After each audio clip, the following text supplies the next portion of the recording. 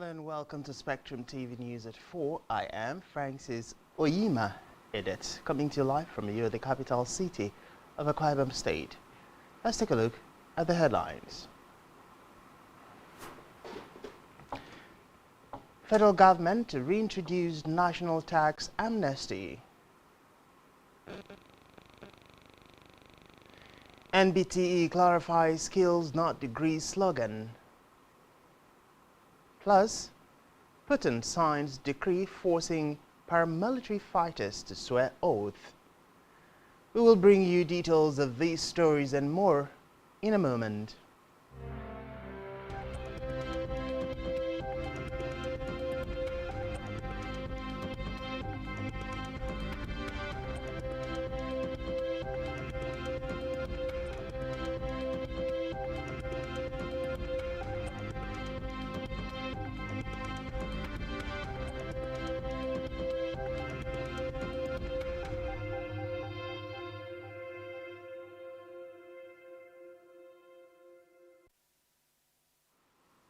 Many thanks for joining us. First in the news this afternoon is a report that the federal government has planned to reintroduce a national tax amnesty scheme.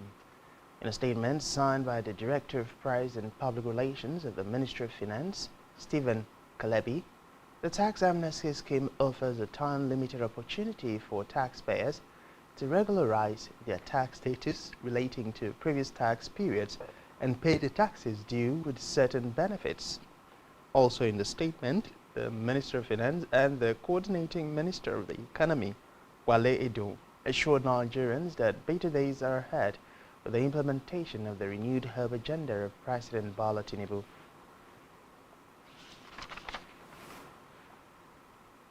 Away from that, the Minister of Industry, Trade and Investment, Dr. Darius Uzoka Anita, has received the first ever Nigeria investment policy document from the Permanent Secretary of her ministry, Evelyn Ngige.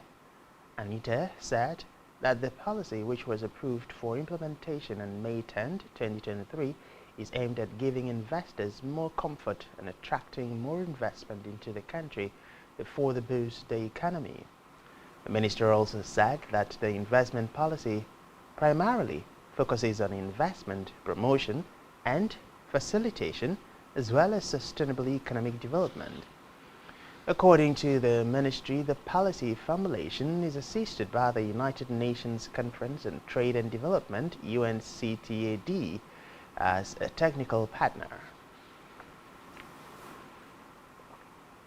Meanwhile, the Minister of Humanitarian Affairs and Poverty Alleviation, Dr. Beta Edu, has said that the ministry would soon start the verification of the social register for transparent distribution of fuel subsidy palliatives. It disclosed these today during a live broadcast.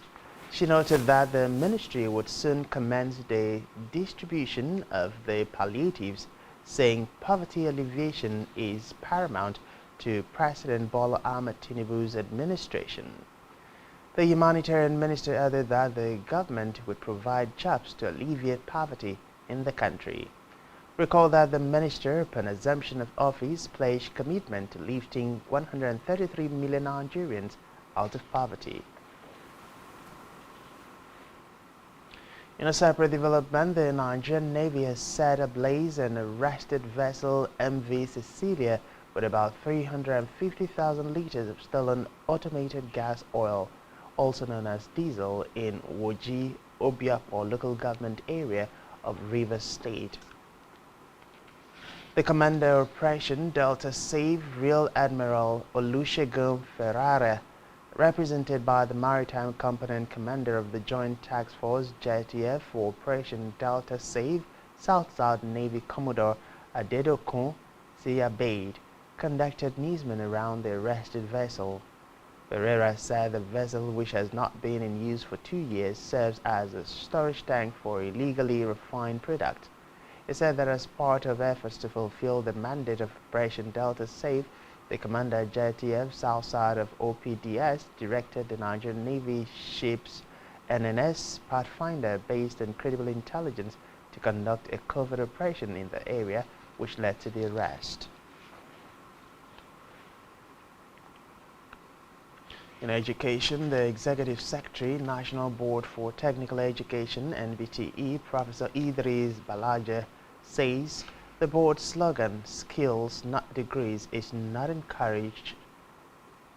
to encourage Nigerian youths to focus more on acquiring skills than certificates. Bugaje made the clarification in an interview with newsmen in Abuja today.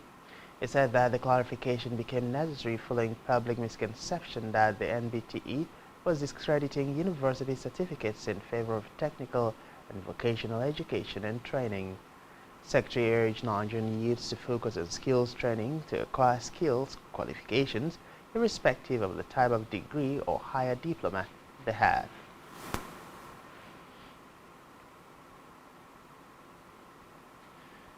In another development, the Nigerian Armed Forces and other relatives, as well as friends of the fallen heroes, have held a mass burial at the National Military Cemetery in Abuja for some of the military personnel who died in combat in Niger State. Present at the funeral ceremony were the Chief of Defense Staff, Major General Christopher Musa, Minister of State for Defense Bello Matawale, and other service chiefs. Reports say some of the deceased officers had already been buried by their families. Recall that the defense headquarters had said no fewer than 36 officers were killed in battle, including an air mission on August 14th.